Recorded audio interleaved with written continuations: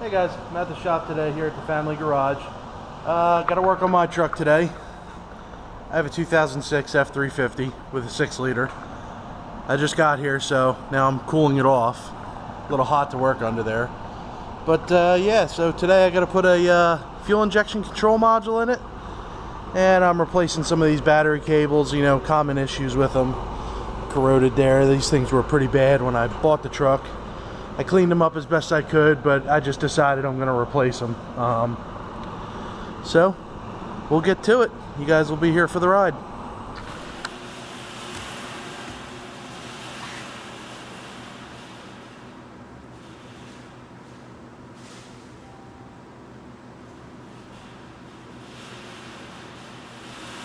Alright guys, so what we got today is got to replace some parts on my truck.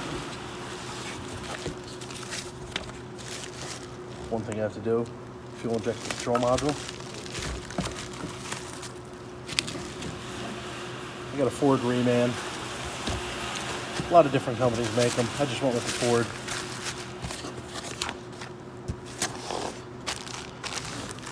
I have the Blue Spring upgrade kit, Ford. In there, the fuel pressure regulator. I got one battery cable. I got another one deposited that's on national back order. That should be in this week sometime, but I got the negative cable to put on. So here we are with the truck. Fuel injection control module is somewhere down under here. You can't even really see it. So what I got to do is start this assembly. The airbox has to come out. Coolant tank has to come out. Then we should be able to see it.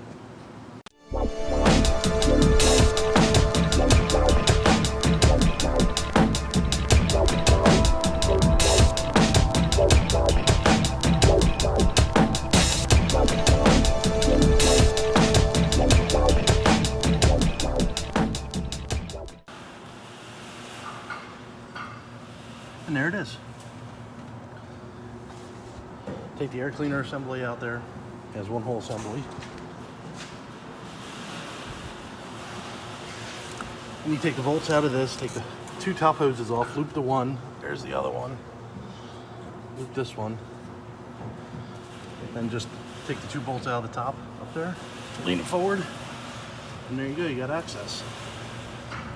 So what you gotta do, take this bracket here off that holds this on, well, just holds it in place. Take that bracket off, leave this, because there's a seal down there that I don't have and I don't really feel like replacing.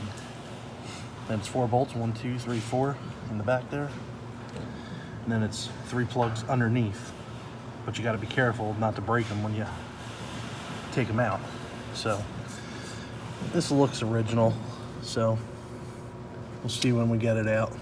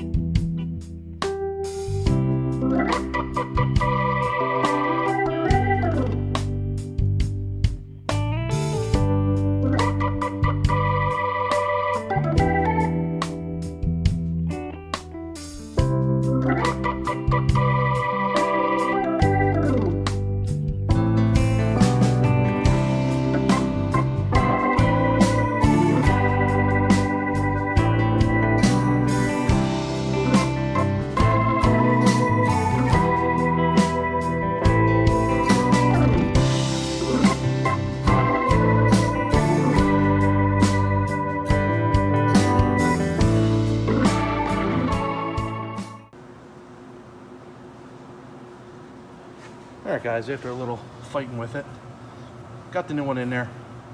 Had a little trouble with the back bolts, but finally got them in. They're a little bit of a pain to get back there, especially that lower one, because that hose running right back there and that metal bracket. But no big deal, we got them in. Make sure all 3 plugs are in and make sure they clip in, because they're a little bit of a pain because you're working underneath, you can't see them. Then put that front bracket back on. put the bolts in. Had a little, had to make a phone call because this is the old one right here, International. It's been replaced before. It was actually done by a reputable company, but out of warranty. So that'll go back as a core. No warranty on it, so we'll just continue and put the forward one in. That's what we did.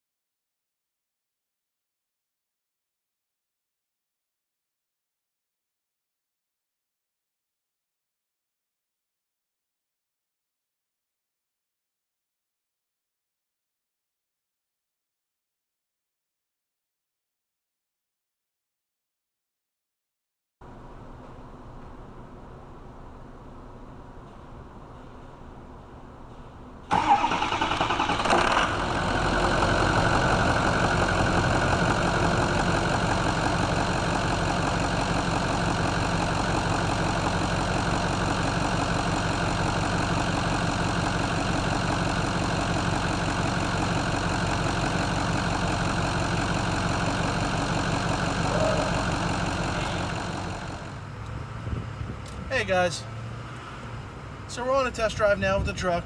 Got the FICM in, the new FICM. We're right at the proper voltage in the spec. We're right at 48 volts. Then the voltage has to be, I believe the specification is 45 to 48. And we're right at 48, right where it should be, so everything's good that way. Never had any drivability issues with the truck relating to the FICM, so can't really say that, you know, it fixed any drivability issue, but anyway, so once I get that radiator hose, we'll take that hose off, and then we'll do that blue spring upgrade on the fuel pressure regulator, and then put that new hose on, and then we got to do some replacing of some wiring for the batteries.